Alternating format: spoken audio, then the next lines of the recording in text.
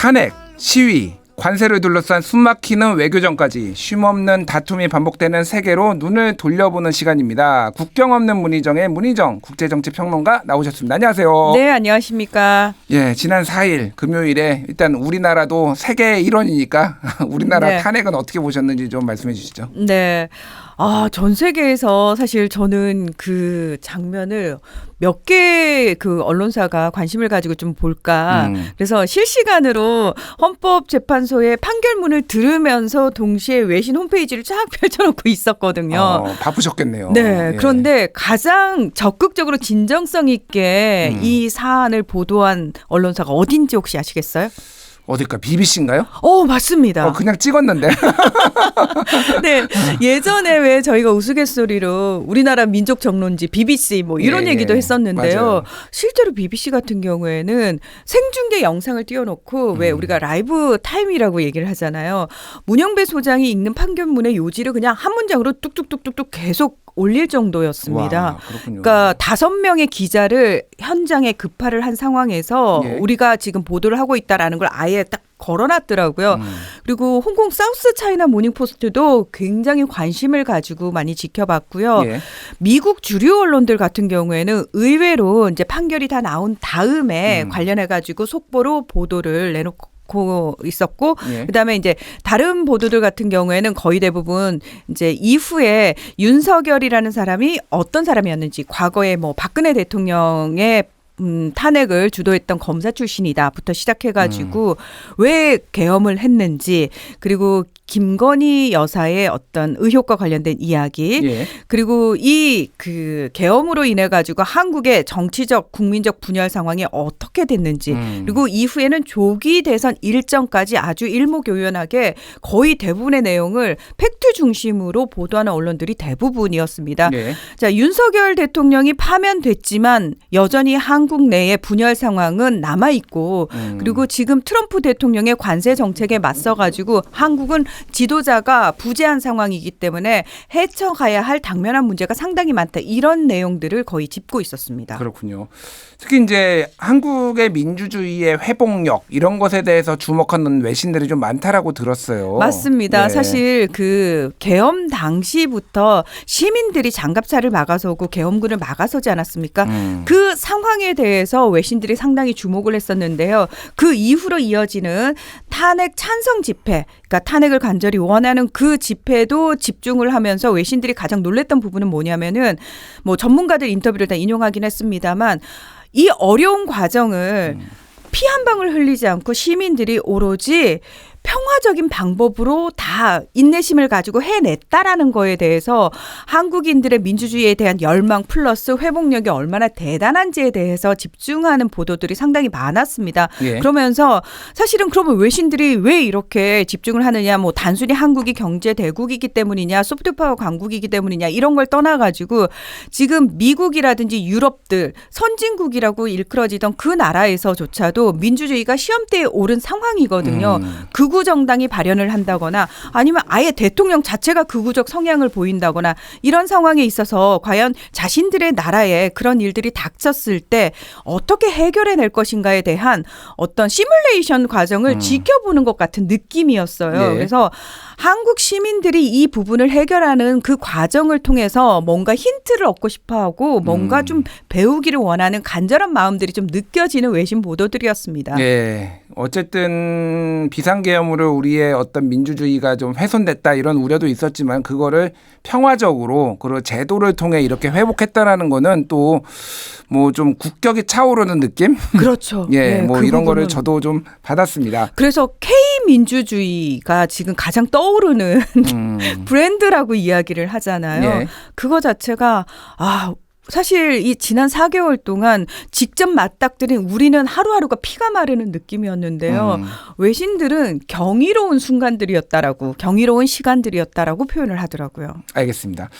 근데 앞서 말씀해 주셨지만은 전 세계가 난리예요, 지금. 그 난리인 거를 하나씩 한번 지켜보도록 하죠. 네. 자, 일단은 브라질. 네. 언론에서는 브라질의 윤석열 아니면 브라질의 트럼프, 뭐 브라질의 트럼프라고 더 많이 불렸는데 자이르 보우소나루 전 대통령. 네.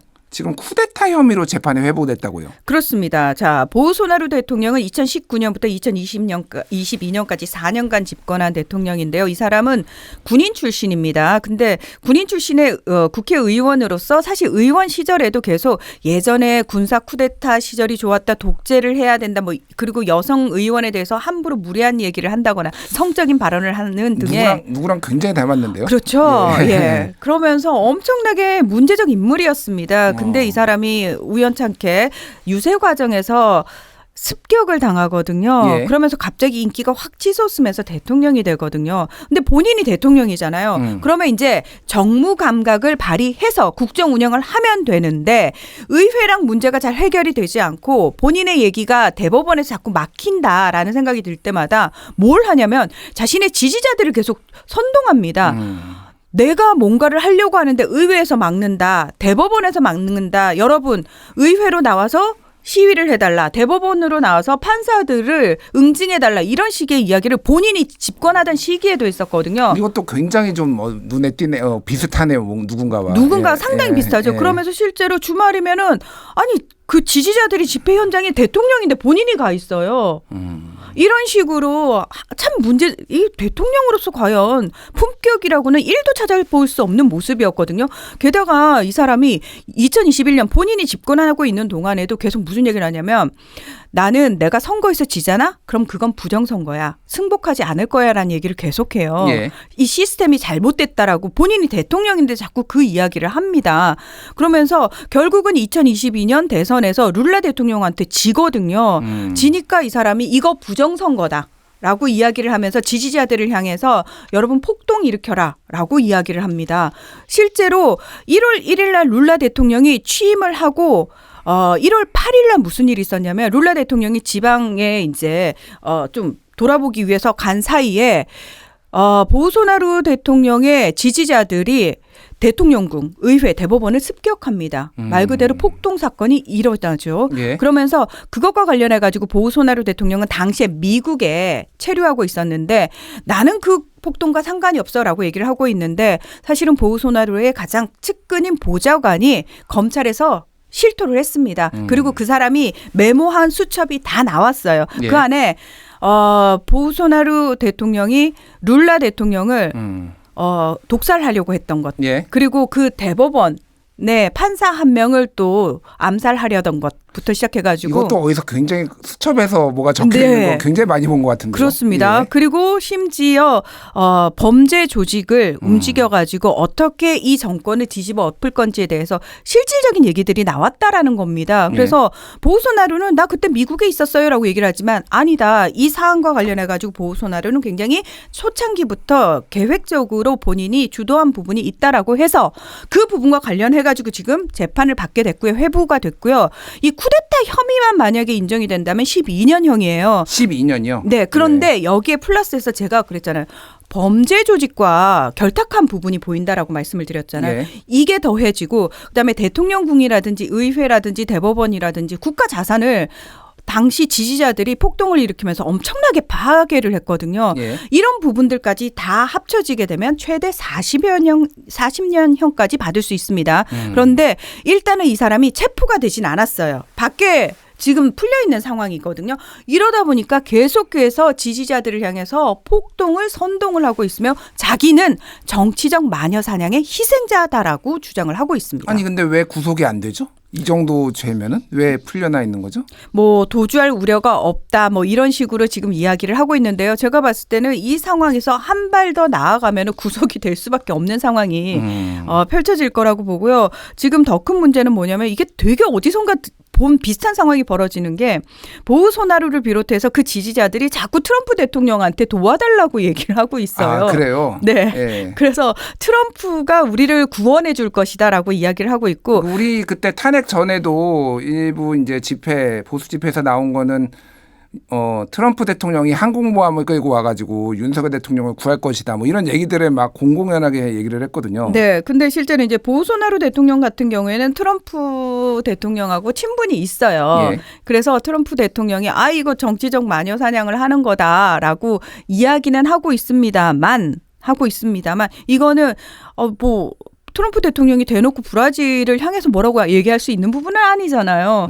그건 내정 간섭이 되는 거기 때문에. 예. 네. 그래서 일단은 이쪽도 트럼프 대통령한테 기대는 하고 있습니다만 실질적으로 빠져나갈 구멍은 거의 없다. 왜? 증거가 거의 대부분 확보가 됐습니다. 그런데 2026년 대선에 보소나루가 지금 출마할 계획을 밝혔다고요. 2030년까지 선거 출마 금지 당했거든요. 예. 그걸 무시하는 겁니다. 아, 법원에 피선거권이 박탈이 됐는데 무슨 얘기야? 나는 이거 다 뒤집어 엎고 2026년 대선에 나갈 거야. 내가 나간다고 그러면 나가는 거야. 법을 무시하는 거죠. 예. 본인의 아들이 지금 의원이거든요. 그러니까 아들이랑 힘을 합쳐가지고 계속 이런저런 이야기들을 하고 있는 겁니다. 그렇군요. 알겠습니다. 이것도 뭐 법원의 판결을 무시하는 것도 또 트럼프 대통령하고 굉장히 되게 이상한데, 비슷합니다. 그러니까 불법 이민자 추방 중단하라고 하니까 뭐 나는 그런 말 안 들을 거야. 법원의 얘기 안 들을 거야. 맞습니다. 판사 탄핵할 거야. 뭐 이런 얘기를 하는데 뭔가 전 세계의 독재자 성향을 가지고 있는 사람들은 매우 비슷하게 좀 행동들을 하네요. 보니까. 그 매뉴얼이 예. 저는 아예 돌아다니는 것 같다라는 느낌이 들 정도로 너무 비슷합니다. 보이는 행태들이. 알겠습니다. 자, 출마 얘기를 하니까 프랑스 얘기를 좀 해야 될 것 같은데 네. 최근에 마린 르펜 네. 지금은 이제 당 대표가 아닌 것 같은데 마린 르펜 그렇죠. 극우 정당의 이제 대표였죠. 예전에 대선 출마도 했고, 근데 그렇죠. 출마 자격 박탈 판결을 받았다고요. 네, 이 사람이 2004년부터 그 유럽의회 의원을 하면서 유럽의회에서 받은 기금을 본인 정당의 보좌관들의 급여로 사용하는 등 횡령 혐의를 이제 계속해서 수사를 받았었거든요. 그런데 지난달 31일에 파리 형사 재판소가 이 부분과 관련해서 4년간 이제 징역형을 때렸고요. 일단 물론 바로 이제 구속이 되는 건 아니고 2년간은 집행유예 그리고 2년간은 전자발찌를 찬 상태에서 가택연금 판결이 떨어졌습니다. 그리고 1억 5천만 원의 벌금 플러스 바로 즉시 효력이 발생한 게 뭐냐면은 피선거권 박탈입니다. 5년간. 예. 네. 그런데 이 마린 르펜 하면 극우 정당인 국민연합의 대표 출신이고요. 지금은 이제 20대의 바르델라 대표, 젊은 대표가 하고 있고 이 사람이 2017년과 2022년에 마크롱 대통령하고 대통령 선거 결선에서 붙었거든요. 그렇죠. 지금 현재 여론조사 결과 마린 르펜이라는 사람이 차기 대선 후보 1위입니다. 아, 대선 후보 1위예요. 네. 자, 그런데 제가 5년간 바로 그 피선거권이 박탈당했다고 말씀을 드렸잖아요. 예. 근데 일단 파리 쪽에서 법원 쪽에서 뭐라고 얘기를 했냐면 2027년에 대선이 다시 있는데 2026년까지 우리가 모든 재판을 다 끝낼 수 있을 것 같다. 그러니까 만약에 항소에서 이기게 되면은 이 즉시 발효가 된 피선거권 박탈이 해제가 되는 겁니다. 예. 네. 그래서 선거에서 이제 재판에서 이겨야 되는 거죠. 2심 재판에서. 그렇군요. 야당 대표가 사법 리스크가 있는 것도 굉장히 우리가 또 비슷하게 보는 것 같은데, 근데 네. 마린 르펜은 지금 뭐 마녀 사냥이다. 그렇죠. 뭐 마틴 루터 킹 뭐 얘기까지 하면서 좀 억울해하는 것 같아요. 본인이 정부에 의해서 탄압을 받는 피해자라고 이야기를 하면서 마틴 루터 킹이 누굽니까? 흑인 민권 운동을 하시는 분 아닙니까? 예. 근데 이 마린 르펜이라는 사람은 극우예요. 반이민이에요. 그러니까 다시 말해서 오로지 프랑스 우선주의를 이야기를 하는 사람인데 이 사람이 자기가 킴 목사처럼 박해를 받고 있기 때문에 그 사람처럼 하겠다. 그리고 러시아의 반체제 대표적인 반체제 인사 알렉세이 나발리와 같은 신세다라고 얘기를 하는데 예. 이 말들이 말이 안 맞는 게 뭐냐면 일단 이 사람 제가 말씀드렸잖아요. 반이민주의자고 반이유주의자에다가 플러스 이 사람은 친푸틴입니다. 본인의 선거 자금을 러시아 은행으로부터 빌리는 사람이에요. 그런 사람이 푸틴으로부터 그 압박을 받은 푸틴의 정적인 나발리와 같은 신세라고 하는 게 말이 앞뒤가 안 맞다는 거예요. 그러니까 예. 본인을 정치적 희생양, 정부에 의해서 탄압받는 사람으로 프레임을 가져오기 위해서 그런 사람들을 갖다 붙이는데 과연 이 말에 동의를 할 사람이 몇 명이나 될지는 모르겠고요. 어쨌든 세를 과시했습니다. 모아가지고 자기가 또다시 정치적 희생자다, 마녀사냥의 피해자다라고 이야기를 하고 있는데 사실 여론조사를 해보니까 르펜이 잘못한 건 맞아. 그래서 판결은 정당한 것 같아가 과반 이상이 나왔습니다. 예. 그렇군요. 알겠습니다. 자, 이제 미국으로 좀 가보겠습니다. 트럼프 대통령의 상호 관세가 이게 지금 네. 난리예요. 전 세계가 난리고 지금 뭐 증시가 폭락하고 미국도 지금 성토가 지금 장난이 아니게 지금 모든 진보 보수 할 것 없이 이러고 있는데 트럼프 대통령은 그냥 내 길에 가겠다. 그럼 중국하고 지금 협상이 시작되는 건가요? 어떻게 되는 아니요. 건가요? 네. 그러니까 트럼프 대통령은 앞에서 꽝꽝 때리고 물밑에서 사실 저기 가져와봐 이거 하는 사람이거든요. 또는 지금 뭐 일본을 비롯해가지고 베트남, 뭐 유럽연합 다 저희 일단 협상 좀 하시죠 이러고 두 손 두 발 들고 오고 있는 상황이거든요. 예. 자, 트럼프 대통령이 원하는 건 진짜 이 관세를 꽝꽝 부과하겠다라는 의미보다는 이렇게 세게 쳤으니까 자 알아서 기어 들어와. 뭘 가져올 수 있니? 내가 그거 보고 알아서 다 협상 각각 해줄게. 그게 목적이란 말이에요. 그리고 그게 어느 정도 성공을 했습니다. 그래서 여론은 사실 과반 이상이 관세 정책 잘못된 것 같아요. 왜? 전문가들도 다 그 얘기하잖아요. 이게 결국은 미국 소비자들한테 부메랑이 돼서 돌아올 거야 라고 얘기하고 있고 미국 기업들이 타격을 받는 거거든요. 네. 근데 트럼프 대통령은 뭐 그러든 말든 상관이 없어요. 자 봐라. 내 관세 정책이 먹혀가지고 다른 나라에서 지금 일단 나랑 협상하자고 선물 가지고 오지 않느냐. 난 잘하고 있다. 미국을 적자에서 내가 구해내는 구원자가 될 것이다. 내가 히어로가 될 것이다. 라고 이야기를 하고 있는 거고 중국 같은 경우에 이미 1기 때 트럼프를 한번 만나봤잖아요. 예. 중국은 굉장히 디테일하게 준비 많이 했습니다. 계속 보복 관세를 때리겠다라고 이야기를 하고 있거든요. 자, 미국에서 트럼프식은 그거예요. 시진핑 나와 이거거든요. 근데 중국은 시진핑이 함부로 나오지 않습니다. 왜냐하면 중국 입장에서는 혹시라도 시 주석이 나갔는데 빈손으로 협상 성과 없이 돌아오게 되면은 시 주석이 내부 체제 단속이 안 되는 거거든요. 그렇기 때문에 실무진들이 일단 가가지고 어느 정도 우리가 협상을 해놓고 위에 만나서 악수를 하는 그림을 만듭시다라고 하는데 트럼프는 그 식이 아니거든요. 트럼프는 톱다운 방식이지 당연하죠. 바텀업은 아니잖아요. 그렇습니다. 예. 근데 트럼프는 계속 시진핑 들어와 이거고 중국에서는 무슨 얘기야? 우리는 시 주석이 함부로 들어갈 수 없어. 이 입장이고 그래서 관영 매체들을 동원해가지고 지금 트럼프가 관세 정책을 가지고 얼마나 양아치 짓을 하고 있는지에 대한 비판 여론을 엄청 만들고 있거든요. 예. 그러면서 하는 얘기가 그거예요. 우리가 영향을 받을 수는 있지만 하늘이 무너지진 않아. 우리 중국도 버틸 수 있어. 그리고 대응할 거야. 우리 시 주석은 그런 사람이야. 이런 식으로. 그러면서 이런 미국에 맞서가지고 중국이 미국에 맞서는 다른 나라들의 우두머리가 돼야 한다라는 필요성으로 가는 예. 분위기를 만들고 있는 거죠. 그렇군요. 일단 중국이 이렇게 버틸 경우에는 네.